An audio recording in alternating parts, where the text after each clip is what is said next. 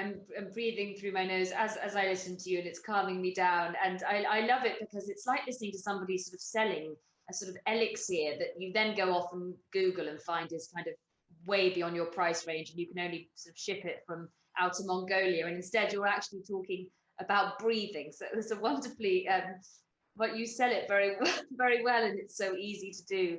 And the other thing I feel like you've developed, you've touched on it, but you can tell in the book, you've developed this kind of profound love of the nose, the magic of the nose and its healing function is what you write. And I'm wondering what you've discovered. You've mentioned some, but just how important the work our nose does, but also our two nostrils, left and right, the differing roles that they play in all of this.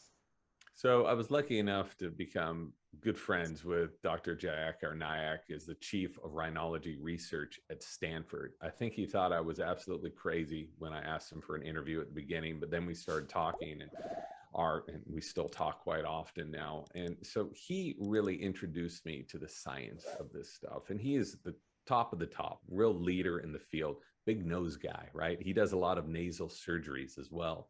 And so it was through him that I got to understand and appreciate this thing called the nose and what it does. And as I got deeper into this research, it started getting really weird, where I started to find science that was telling us that different nostrils here, our right and left nostril, will elicit different functions in our body. And yogis have known about this for thousands of years. They have a whole school of yoga called Nadi Shodhana, or alternate nostril breathing. If you've ever been to a yoga class, maybe at the end or at the beginning, you breathe in through your right and exhale through your left. And there's so many different variations you can do of that. What that is doing is you are taking conscious control of something your nostrils are already doing naturally. So from every 30 minutes to 3 to 4 hours, our nostrils will switch dominant. So we'll be breathing primarily through our right nostril, then we'll be breathing primarily through our left nostril. Sometimes they'll be open at the same time. So this is called the nasal cycle. We've known about it since 1895. A German scientist named Kaiser discovered this, but he didn't know why our noses would possibly do this until we got machines to measure what happened when we breathe through our right nostril and left nostril. And it turned out that what those yogis were saying is 100% true, that right nostril inhalations increase body heat, increase heart rate, increase blood pressure, stimulate more connections on the left side of our brain, which is associated with logical functions. Left side inhales and exhales through the left nostril, calm ourselves down. Our heart rate will slow down. Our blood pressure will go down. And we can see this with EEG studies of what happens to the brain. How wild is this? And it's not just one study. There's dozens of them that have shown the differences of these two little portals into our body through breathing. And to me, what's so fascinating is our bodies naturally do this, right? If we're nasal breathing, if we're mouth breathing, all of those functions go out the window. So to do that, you have to physically close one and one. If you want to hack the process, you don't have to do anything if your nose is clear, because your body naturally does this.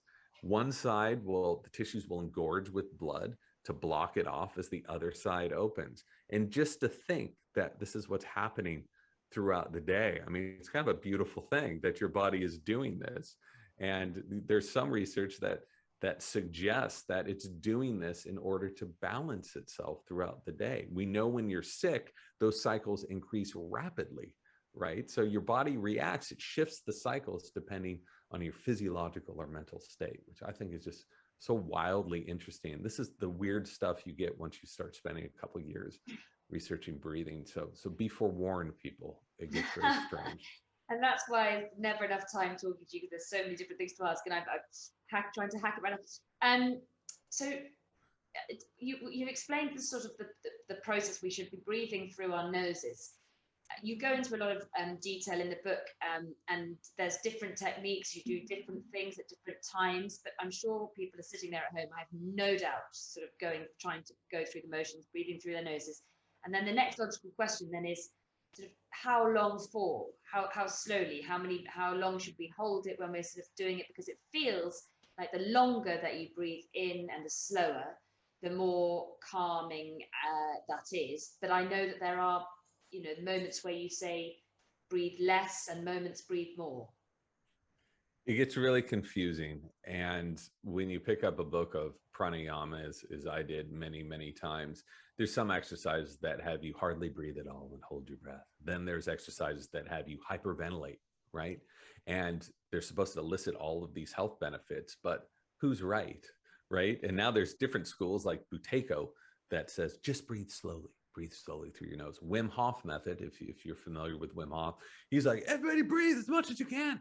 So the answer is they're all right. It depends on what you want out of your breath.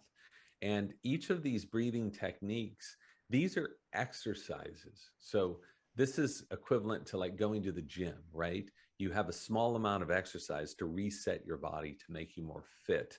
That foundation of healthy breathing, that isn't about doing exercises, right? It's about allowing your body to do what it's naturally designed to do. It just so happens to be that so many of us are so divorced from that. We walk around with a stuffed nose all year thinking this is normal. We walk around sleeping with an open mouth at night. We breathe way too much. So the first thing we need to do before we get into the fancy breathwork stuff is reset that foundation. And that foundation starts with breathing through the nose. Easier said than done for a lot of people who have allergies and other issues where they have nasal breathing problems. You have to fix that first and foremost. There's a zillion things I could tell you how to do. I won't go down that road, but you have to become a nasal breather. After that, breathing slowly, breathing rhythmically, and breathing lightly will only benefit you. It doesn't matter if you're working out. It doesn't matter if you're sitting in front of a computer. Breathing this is the way the body naturally wants to receive air. Look at an infant breathing. Look at a dog breathing when it's sleeping. Look at any other animal. It's breathing very slowly, lightly into the stomach, through the nose. And just by breathing this way, you can calm your body down. You can take over your nervous system, which is supposed to be autonomic. It's not. We can control it with breathing and elicit a relaxation response in our body. That is measurable. It's measurable with our heart rate. It's measurable with stress hormones. It's measurable with brainwave patterns. So just by breathing in this natural way, we can do all these things. If you want to juice that up and get into some heavy duty breathing stuff, that leads into a whole separate category of human potential. But I think the most important thing is just to get yourself up to stasis first, to get yourself up to normal. Then you can go on from there.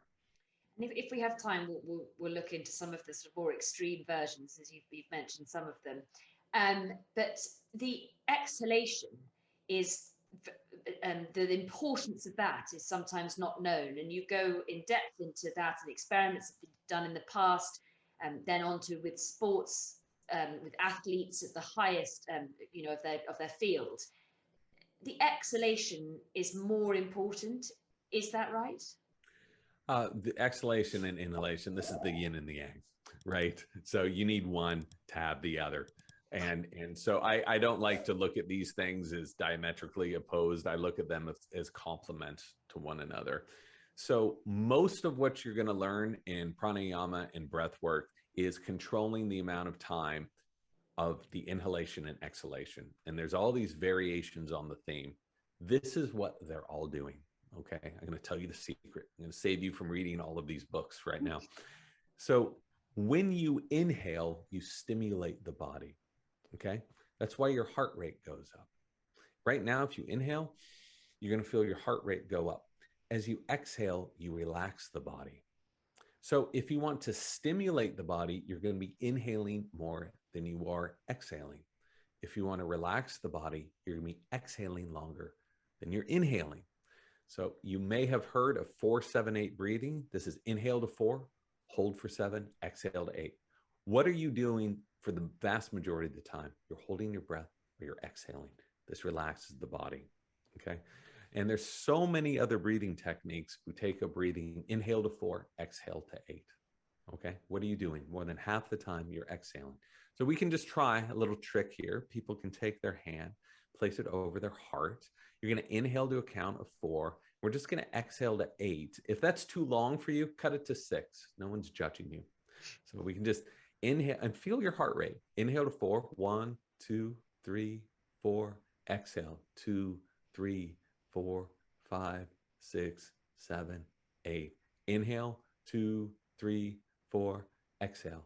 2, 3, 4, 5, 6, 7, 8.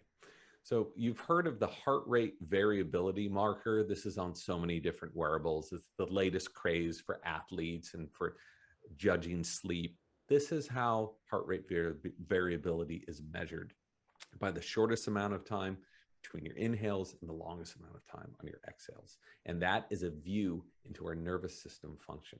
So to me, it's fascinating that we can hop into our own nervous system. We can rewire it essentially through our breathing, and by doing this in a conscious way. And you can do it in any number of fancy ways. But again, the foundations of what they're doing, the physiological reasons, are premised on that inhalation and exhalation. And we tend to think of the thing we are trying to get rid of, so it's sort of, is carbon dioxide, kind of a bad rap.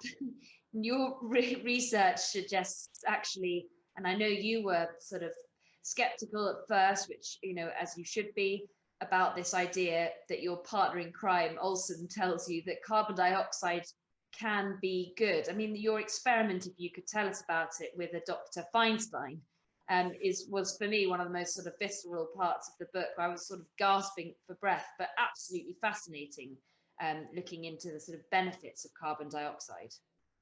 So CO2 gets a really bad rap, rightfully so, because there's too much CO2 in the atmosphere. And if you don't believe that, please go read the thousands of studies first, and then we can have a conversation about it. So whenever we hear CO2, it's bad. There's too much, it's warming the earth, it's causing climate change. All this is true, people, because we can measure it, right? But CO2 in our bodies, we need a balance of it. We have way more CO2 than we have oxygen in our body, and we need a balance of CO2. In yoga classes, I used to hear, be sure to exhale, get all that toxic CO2 out of your body. This is crazy talk, because if you don't have the proper amount of CO2 in your body, nothing's going to work right. And I'll show you what I mean. If you take 10 or 20 very deep breaths and you breathe like that, you're going to feel like some lightness, some tingling in your head, in your fingers. This is causing vasoconstriction in these areas. That's caused because there isn't enough CO2. CO2 is a vasodilator. This is what helps open up our blood vessels. And if we don't have enough CO2, our blood can't get to where it's supposed to be, which makes it harder for our bodies to get oxygen. This isn't my hypothesis. It's not my theory. This came from studies done 130 years ago. Scientists had discovered this. Christian Bohr discovered this. He was the father of Niels Bohr, famous quantum mechanics scientist. So we've known this for a long time, and yet so many of us have been obsessed with oxygen. Well, oxygen can't do what it does if it's not in the presence of CO2. So don't think of CO2 as a bad thing. Think of CO2 as a complement to oxygen. And most of us, we have seen, breathe too much. And by breathing too much, we make it much harder for our bodies to get this oxygen. And as you know, you've read the book, this leads to panic. It leads to anxiety. It leads to asthma attacks. It leads to so many other chronic problems. But that moment, and that you discover just the sort of strange potentials of the experiments of Dr. Feinstein, if I think I've got that right. He, in his experiments, which hopefully you could tell us about, is saying that through your breath, you really can control things like asthma, but also mental problems such as having panic attacks and anxiety. Absolutely. And what was so interesting about Feinstein's work, he's a neuropsychologist. He was at Laureate Institute of Brain Research when I was talking with him. I still talk with him somewhat often, which is fantastic. And he's furthering this research. He was using a technique that was developed more than 80 years ago to help people with anxiety. It worked better than anything else. And it was conducted at leading institutions.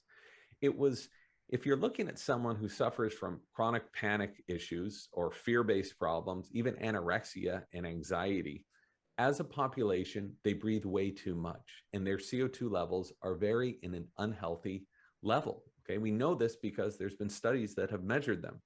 So the thinking was, if you're able to allow them to have more CO2 in the body, they will be able to get more blood flow to these essential areas in the brain. Because many of these people have been conditioned to overbreathe because they associate holding their breath with an attack, which is why you can see people with asthma or panic, they tend to breathe like this. These short, stilted breaths. So the reason they breathe this way is they become conditioned to overbreathe because they don't want to have an attack. But the sad irony is breathing this way will elicit an attack. So they're trapped in this negative feedback loop. So the thinking here, I realize this is complicated. I'll simplify it here. The thinking here is to give these people CO2, breaths full of CO2, which can help reset the systems in their body so that they will naturally breathe more slowly because they're more comfortable with higher levels of CO2. And that's what the therapy is. It's so seemingly simple. It's so cheap. And yet this was proven more effective than any other therapy 70, 80 years ago. It was never disproven. It's just we forgot about it. And so Feinstein is one of the leaders in the field bringing this back. And he was doing this research for the National Institutes of Health here in the US. So this isn't some sketchy, self-funded thing. This is taxpayer-funded research. And it worked incredibly well because of course it did. We already knew it worked well. He was just trying to buttress what we already knew about this science. And that's